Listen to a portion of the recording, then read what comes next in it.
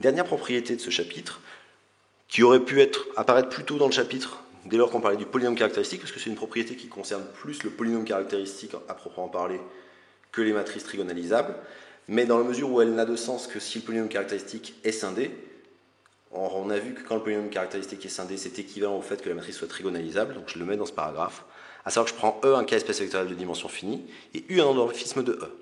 Je suppose que U est trigonalisable, alors la trace de U vaut la somme pour lambda des valeurs propres de U de lambda fois la multiplicité, et le déterminant de U vaut le produit des valeurs propres puissance la multiplicité.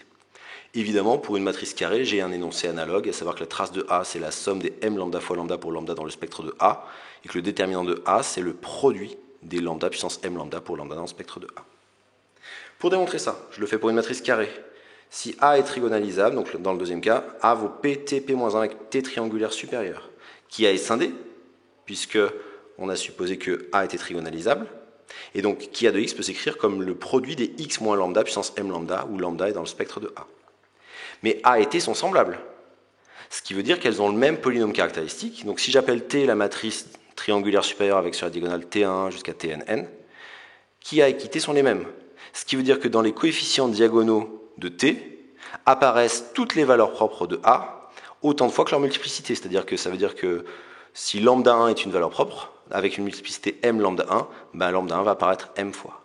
Et donc quand je vais calculer la trace de A qui vaut la trace de T, je vais additionner en fait chaque valeur propre autant de fois que sa multiplicité, ce qui donne bien que la trace de T qui vaut la trace de A vaut la somme des lambda fois la multiplicité.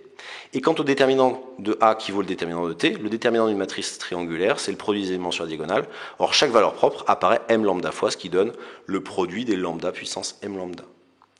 Pour un endomorphisme U, je prends une base B de E telle que A soit la matrice de U relativement à B. Le spectre de U est égal au spectre de A. Le polynôme caractéristique de U, par définition, c'est le polynôme caractéristique de A. La trace de U vaut la trace de A. Le déterminant de A, c'est le déterminant de U. Donc on déduit les formules du point précédent pour le cas d'une matrice carrée, et on obtient cette formule-là, donc qui est à retenir moins pour une matrice ou un endomorphisme trigonalisable, mais dès lors que votre polynôme caractéristique est scindé, vous pouvez exprimer le déterminant de l'endomorphisme et la trace de l'endomorphisme, ou le déterminant et la trace de la matrice carrée, en fonction uniquement des valeurs propres et de leur multiplicité.